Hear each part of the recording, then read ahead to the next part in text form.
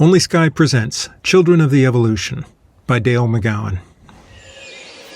When we lived in Minneapolis, our family used to take walks through an area called the Quaking Bog. On one fall walk, I spotted a fawn and waved the kids over. Look, see the deer? I said. You can just barely see it against the leaves. Erin said, it's almost invisible. She was about 8 years old. Her sister Delaney, 4 years old, said, whoa, if I was an animal that ate deers, I'd never see them. I'd just starve.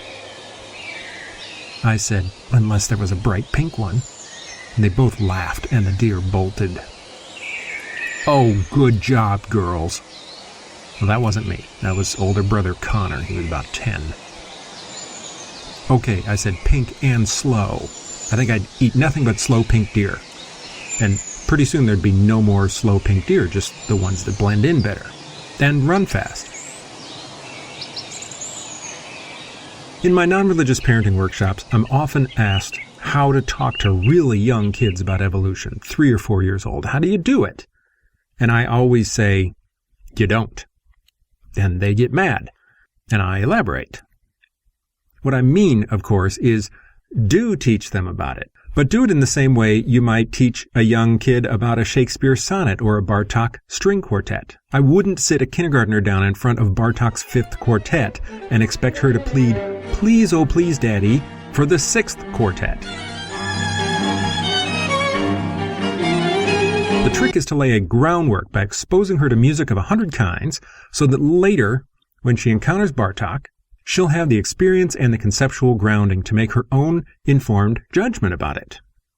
Appreciating Shakespeare starts with exposure not to Sonnet 138, but Green Eggs and Ham. Get them having fun with meter and rhyme and wit, and then they'll step up into more and more subtle examples of it very naturally as their palate matures. To understand why Bartók and Shakespeare are so friggin' incredible, it helps to have come across 1,000 other examples of their respective arts to get a sense of what's possible and what's been tried. And then you can really savor what they did. Evolution is another thing that's best approached in sensible steps. It's an immense, complex, and subtle thing that takes place in achingly slow increments as random variation is acted upon by non-random selective pressures. It's directional in the short term and directionless in the long term. It is heartless and wasteful and elegant all at once. In my early teens, I had a very basic grasp of evolution. Then I majored in evolutionary anthropology in college because I knew just enough to know how much I didn't know and how much I wanted to know it. So I was about 20 before I really had a solid grasp of evolution, its evidence, its mechanism, and its astonishing implications. From the beginning, my kids were on track to beat me in everything else: looks, personality, sports, general maturity, fashion sense. So I wanted to do what I could to help them grasp the greatest realization in human history a lot earlier than I did as well. But if you start with evolution, you have to simplify it, right, for young kids? And when you simplify it, it's just weird. You say things like, a long time ago, animals turned into people, and they start looking at grandma funny. They don't have the foundational concepts they need to understand what that means. So the answer is to teach evolution the same way it happens, in small steps over many years. And you focus not on evolution first, but on adaptation.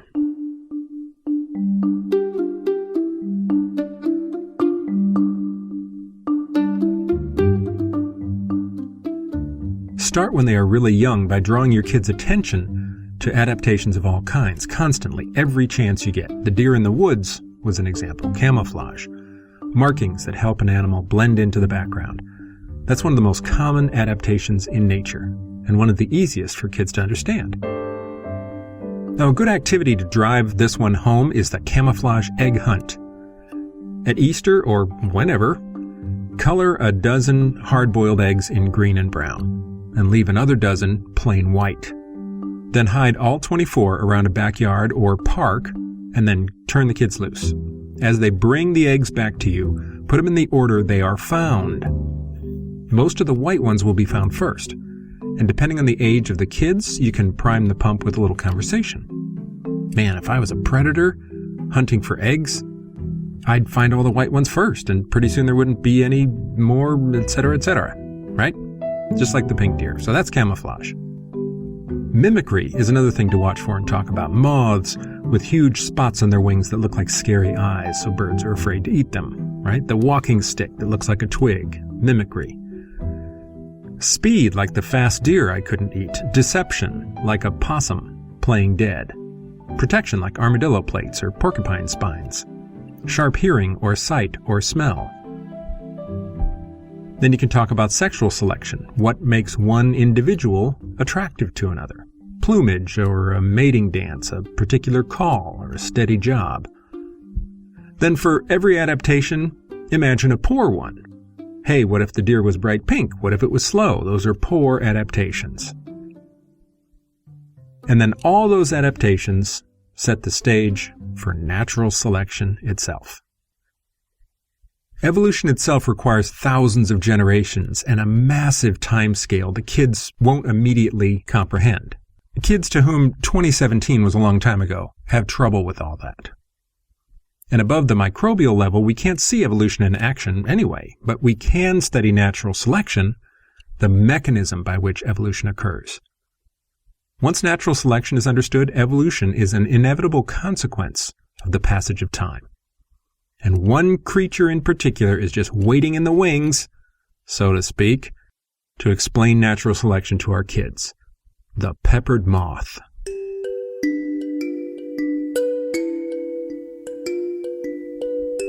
There is a moth in England called the peppered moth. 200 years ago, most peppered moths were light gray with black and brown speckles all over them, like somebody had peppered them. And that worked out fine for the moths. It made them blend in with birch tree bark that was light gray with speckles, so it was hard for birds to find them and eat them. But there were also a few peppered moths that didn't look peppered at all. They were completely black. But only a few. You can probably guess why. The black ones didn't blend in very well against the light-colored tree trunks, so they were dinner for the birds. If someone has you for dinner, you aren't going to have too many babies. And since the black moths were being eaten the most, there were never too many black baby moths being born. And then something interesting happened. Big factories were built in the town near the moth's forest in central England. Dark black smoke belched out of huge smokestacks, making the air near the town very dirty. And the bark on the trees in the moth's forest turned completely black from the dirty factory smoke. And that made things a little different for the moths. Now the black moths were almost invisible on the black tree trunks, and the light-colored moths were so easy to see. Now stop at this point in the story and see if the child can give you the next step. $10 says yes. Birds only eat what they can find, so who are they eating now? The light-colored ones. The black moths were pretty happy about this. Now more of their babies could be born and stay safely hidden from the birds on the black tree trunks. And after about 20 years, people noticed that almost all of the moths in the forest were now black. Now only a few were light gray. The peppered moth had been changed, all because its environment changed. You can tell the story in a dozen ways depending on the age and level of your child, but some kids as young as 6 years old will excitedly follow its logic and grasp the implications. Ask what they think will happen to the moths if the factory closes and the black soot washes off the tree trunks.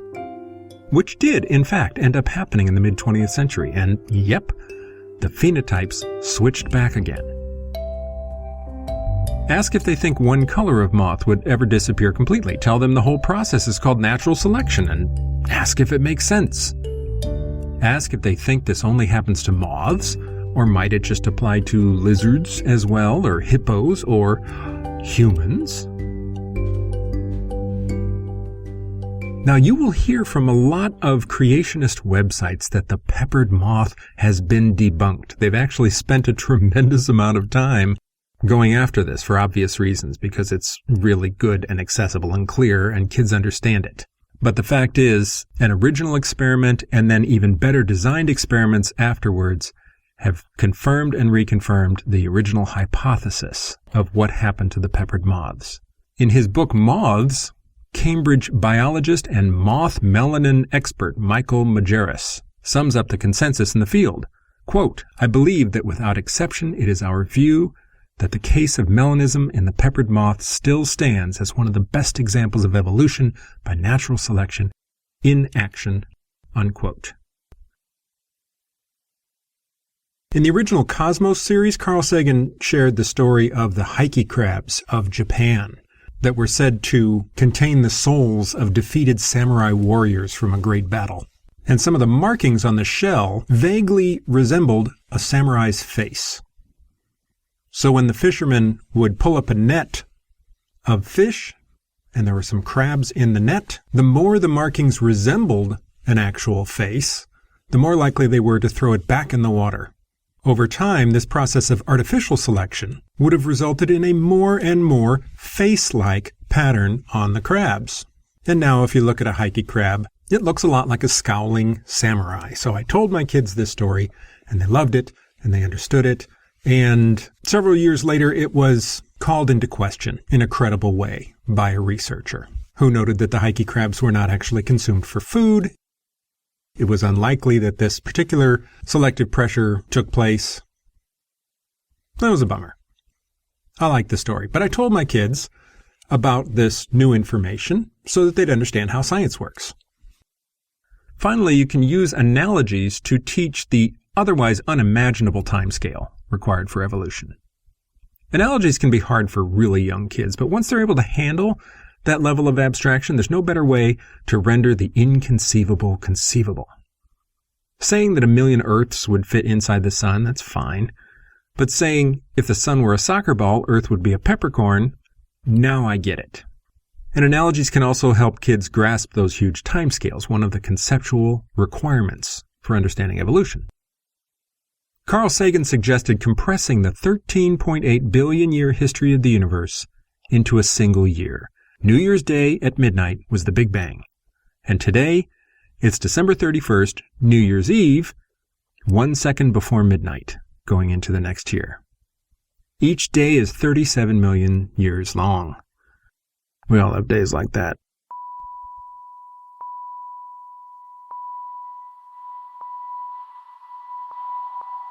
Now, one thing you can do with your kids is actually get one of those big oversized calendars and put the Big Bang on January 1st and put us today in the lower right-hand corner of December 31st, and then ask them, where did the dinosaurs go on this? Where do you think the first trees go? When did Earth form? When did the Milky Way galaxy form? When did humans happen? When I was a kid, I think I would have said, Earth forms in February, plants in March, dinosaurs in April, people in May. Something like that. In fact, the Milky Way galaxy doesn't form until around May 1st on this compressed calendar. Our solar system came to resemble a solar system around September 9th. Earth's birthday was on September 14th. Now, humans can safely be considered unimportant during this 8 billion year period, before we even had a planet.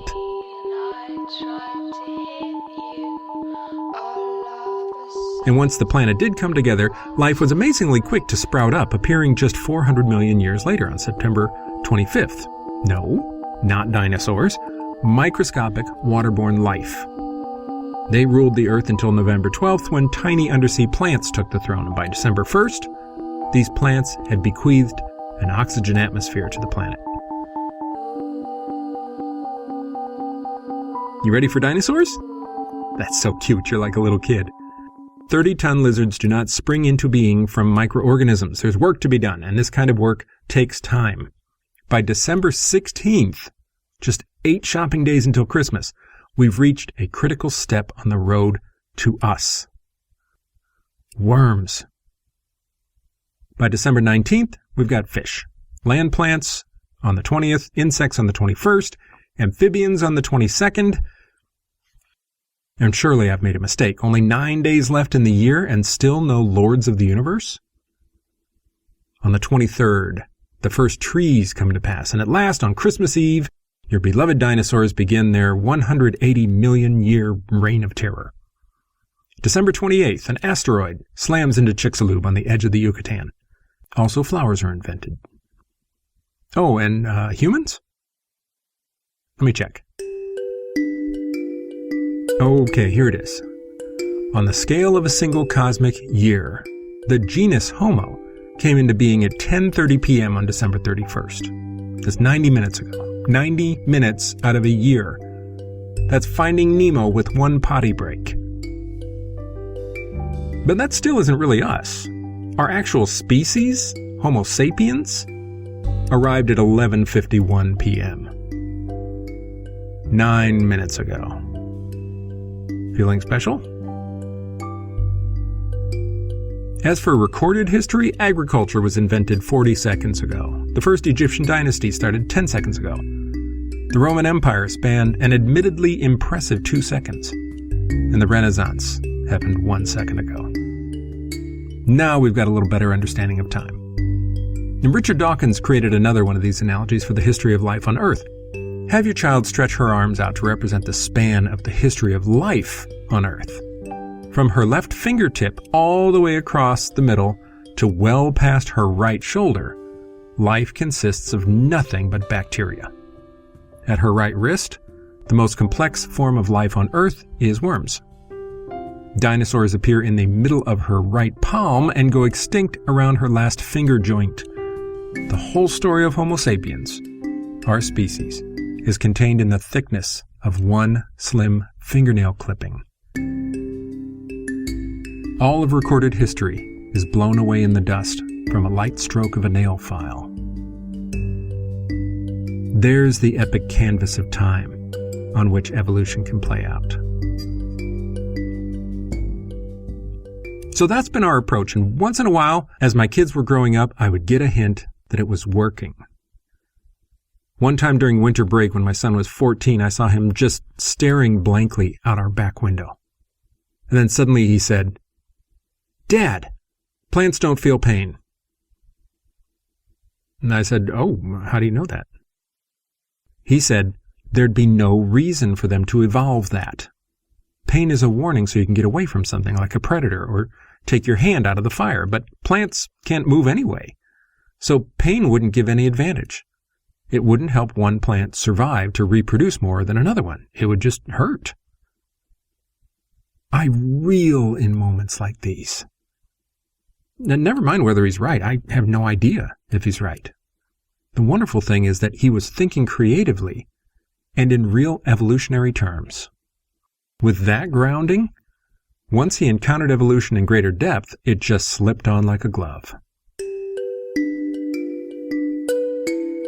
One morning as his sisters were eating breakfast, I opened the bottle of their chewable vitamins. "I want an orange one," said Aaron. "I'm well aware," I said. "Me too," said Lainey. "I know what color you want, girls. You tell me every morning." I tapped 2 vitamins into my hand, both purple. I poured out a bunch more, all purple. "Ah, of course," I said, showing the handful of purple vitamins. And Aaron chuckled. "Well, that's because we ask for orange every day." Suddenly her eyes got really big. "Oh my gosh, it's just like the hickey crabs." And I realized it was. The purple vitamins were like the crabs with the most face-like pattern.